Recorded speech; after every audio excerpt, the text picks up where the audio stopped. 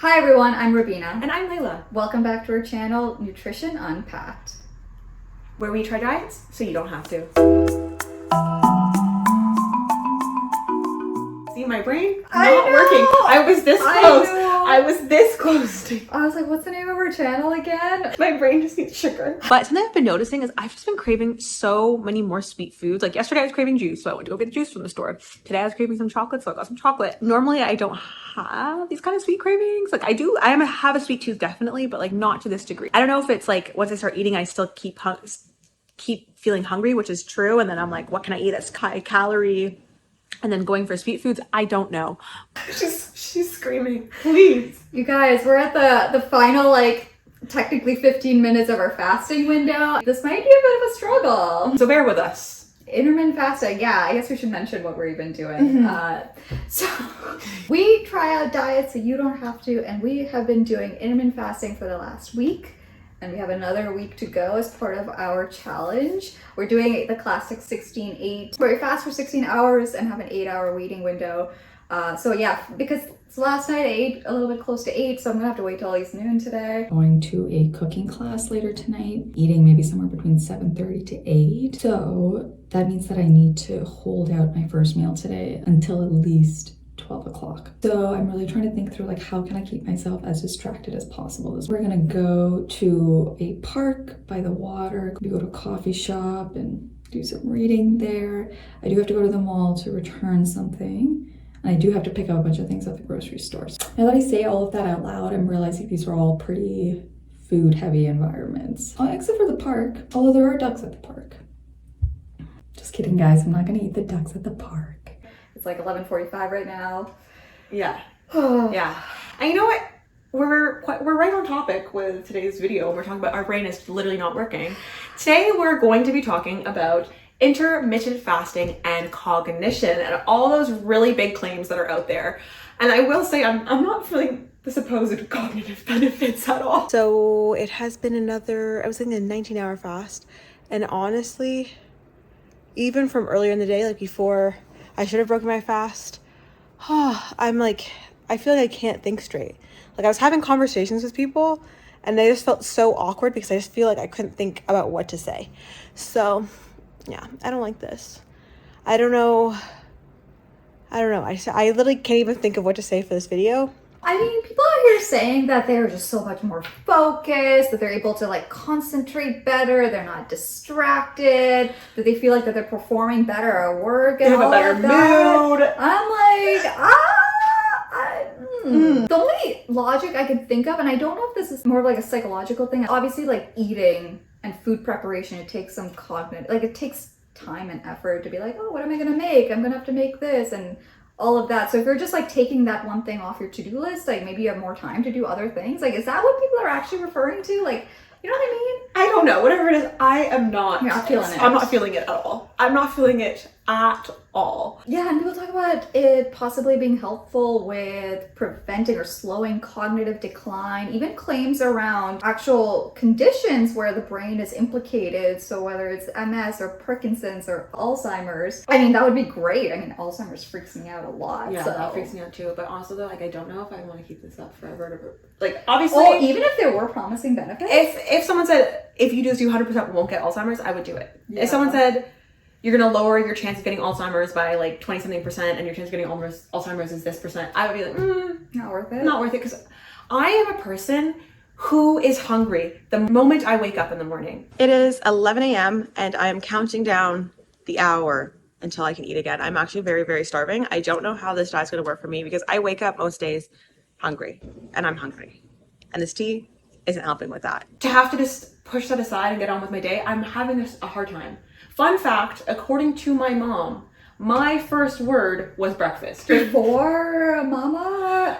I think she might have dismissed some other babbles. I think her thing was that any Breakfast is a little bit more of a legit word. Yeah, I think the mum. I think she didn't do that. She didn't do that. Apparently, I used to wake up every morning going breakfast. You know what? That is a fun fact that I will remember forever. Yes. And like, if we ever have like an event in your honor and we're having games, that's gonna be part of the Leila trivia question repertoire. And actually, it happens more than you think, because I did just have a trivia game at my birthday party all about me. That was facilitated by Robena and some other people. When you're hungry, like that's all your brain can think about. Can we just take a moment and talk about the psychology of restriction? For many years now, like I often, like if I have the flexibility in my schedule, I would often not eat till like 10 or 11 in the morning, because that's when my appetite would naturally pick up. And for some reason, since being forced to self-imposed force, whatever, since I've been doing this intermittent fasting challenge for the channel, I'm finding myself like hungry and thinking about food and wanting food at like 8 o'clock. Like it's not even 9 right now. It's just before 9 and I'm like starving. I'm just having my black coffee and praying that the caffeine does its appetite suppressive thing. Spoiler alert, I mean, I'm almost through my coffee and I'm still hungry. Right? I feel like that's how we've largely evolved to be. Like, Yes, that is how we evolved to be. Yeah. That's literally how we evolved to be. That's It's not like, a hot take at all. That's not a hot take. My brain has been very occupied by, oh my god, we're so hungry. It is 8 a.m. and I'm now drinking my tea, and I will let you guys know I'm starving. I still have about an hour to go. I'm starving, guys. I'm starving. I'm so hungry. Okay, guys, it's 11:45, but I can't wait anymore. I'm going for it. I won't be eating till 1, and I'm so hungry. I'm having conversations with people, like important people, yeah. and the words are not coming. I feel like an idiot, and I also, when they're talking to me, it's coming in, but the processing isn't happening. But despite our personal experiences here, a lot of the claims, believe it or not, they're not like coming out of nowhere. There is some scientific basis where a lot of these claims are stemming from. Unfortunately for us, a lot of them are based on animal models. Mice specifically. There is like a shocking amount of research and experiments done on mice on this subject, on how kind of various approaches to intermittent fasting might affect their cognitive performance in different areas. For example, there was one experiment where they did alternate day fasting for 11 months compared to 2 mice that were just free to eat kind of whenever they wanted all day long. They did different tests on learning and memory, including one that had a maze involved, one that had to do with fear conditioning. They found that the ones that were doing that alternate day fasting actually did perform better on those tests. That improvement was actually associated with an increase in size in a certain part of the hippocampus, which is a part of your brain. There definitely is a lot of research out there in our friend, the mouse. A lot of these claims that we're seeing in the media, on social media, around intermittent fasting and its effects on cognition seem to really be based on this animal model. Not only are we seeing in these mice-based studies that there are improvements in cognition, performance running through mazes, all those little mice activities that they want to do, we also see that perhaps there is a reduction in the risk of neurological conditions like Alzheimer's. So that's really promising, exciting stuff. So we're like, oh my gosh, let's see what happens when humans do this sort of thing. And we were left disappointed. Very, very disappointed. But honestly, I'm not too mad about this. You don't want this to be the No. key to longevity and No. cognitive Honestly, performance. If it is, I'm here for a good time, not a long time, because I love breakfast. Really, hey? If someone told me that this was the key to slowing cognitive decline, because that freaks me out. Like dementia and stuff, like freaks me out. Like the idea that I don't have kids, but like if I see my kids and they're like, I'm not gonna know who they are, like that terrifies me. Like I'm actively scared of them. Anyway, I have issues. I don't know. Anyway, It is scary stuff. It's like the core of who you are. Like people's personalities change when they're going through that. Anyway. Yes. Let's talk about what we actually see in humans. When we're looking at human studies on intermittent fasting and cognitive performance, I will start off by saying there are not that many. When we're looking at cognition, contrary to what we see in these mice and animal-based studies, there is really no effect of intermittent fasting, and perhaps there actually could even be a detriment. When we look at the summary of the research that is out there, when we look at things like psychomotor speed and executive functioning. Those are 2 measures of cognition. We actually see that there might be a detrimental effect to extended periods of fasting. Other areas of cognition either get mixed results or we don't really see an effect, which kind of points us in the direction that intermittent fasting might not be the best for improving human cognition, especially to the degree that we're seeing in all these media posts and social media posts. One of the main hypotheses is that subjective hunger that you're experiencing might just end up hindering your performance from a cognitive standpoint. If we haven't eaten, I think we tend to be maybe more lethargic in some cases as well. So that could also end up negatively affecting our cognitive performance. Research that's been done on like kind of secular intermittent fasting, it's been very short-term research. It's been largely in like healthy young adult populations.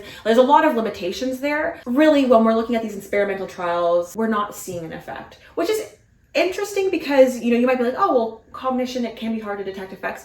There are other dietary studies that are done in the short term in healthy population that we do see effects. And we're looking to more of the long-term studies. This is where a lot of research on people who are participating in Ramadan come in handy, because we can look over, instead of like a 1 or 2 day kind of span, look over a month. In this group, we see no effect of fasting during the day, sunrise until sunset, and cognition. But some of the other claims around intermittent fasting is more kind of in the mood or mental health space. We just talked about Ramadan, where from a cognitive performance standpoint, maybe we don't necessarily see benefits.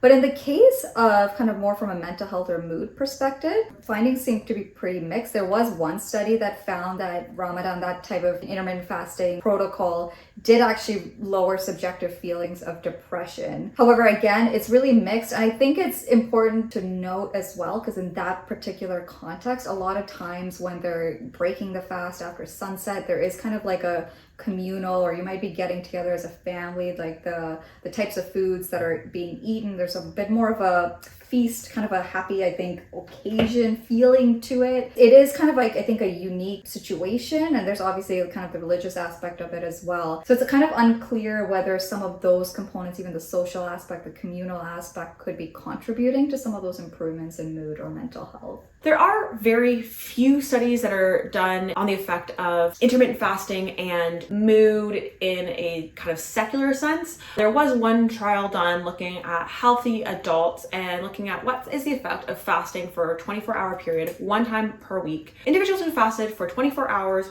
once per week for 8 weeks actually showed improvements on certain measures of depression and mood, which is interesting. Super interesting. Like, I'm just so intrigued by what the possible mechanism could be. In mice and stuff, we have some mechanisms where, you know, we're fasting, our body, as we talked about last week, you know, changes some of its physiology. It starts making some different forms of energy from ketones, and then that might trigger your brain to make some different things like brain-derived neurotropic factor, which can help you make new neurons. 24 hours wouldn't be enough to do that in humans, whatever.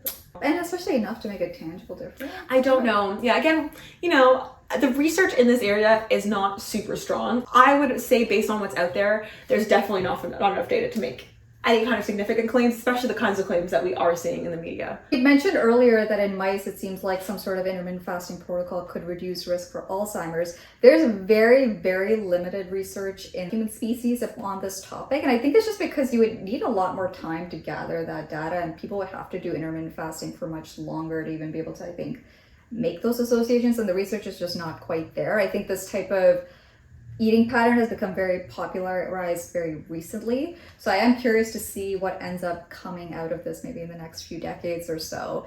However, there is some research on maybe some intermediate markers that have been associated with increased or lower risk for Alzheimer's. For example, there's one study from 2020 where people did intermittent fasting from dawn to sunset for 30 consecutive days, and they did see improvements in some of those markers that have been associated with Alzheimer's. Improvements in neurogenesis in the hippocampus, reductions in inflammatory markers like C-reactive protein, as well as reduction in amyloid precursor proteins. Those markers are kind of independently associated with, you know, if we see improvements of that, we might see reduced risk for Alzheimer's.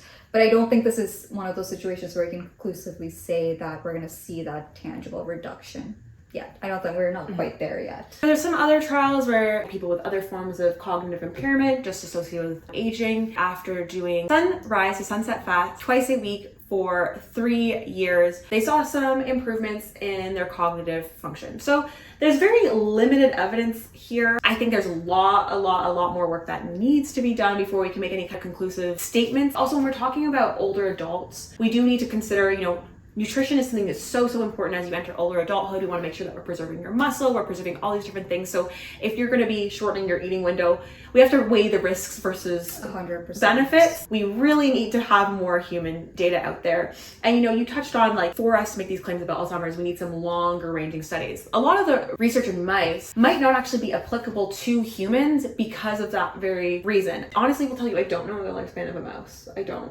But if I have a mouse that's doing intermittent fasting for 2 years, that's probably the equivalent of a human being starting doing intermittent fasting when they're 10 years old and continuing on until like they're 70, and me looking at the effects of that. And that's not practical. It's not feasible. I don't even know if we would ever end up with that data. No. Because I don't know if anyone's doing that. No, I think that would be so unethical to put a 10-year-old. Well, I mean, an experiment, but even from an observational research perspective, that would never who happen. would be doing that? No one. It's unlikely that anyone It's very would be doing unlikely, it, right? You have to also think about the fact is humans are actually not mice. Mice have very different eating patterns. Mice have very different compensation strategies. So after a day of fasting, they'll eat like a lot more than a human would. Mice are a great model in that they're mammals, they're cheap, they have a lot of the same organ systems and a lot of the same other systems, but we are not mice. Takeaway here is that in some small mammals, it seems like there might be some benefits to intermittent fasting, but even the intermittent fasting protocols that they use aren't really quite what humans typically do. I don't know. I think like it's a super interesting area of research, and I am curious to like continue to keep an eye on it.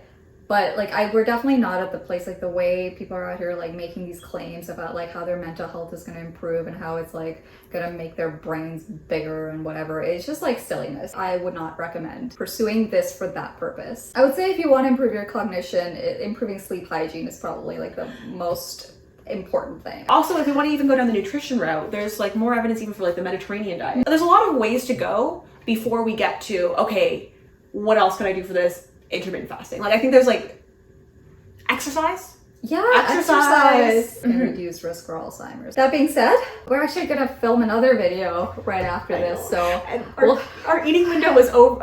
Our fasting window was over 10 minutes ago. So I want to power through again. We're gonna. Is that okay? Are you okay with powering through? Yes. Okay, we're gonna power through. Thank you so much for watching. Be sure to like, comment, and subscribe. Hit the notification bell so you never miss one of our videos. And also on Instagram and TikTok. Thank you for watching. Bye.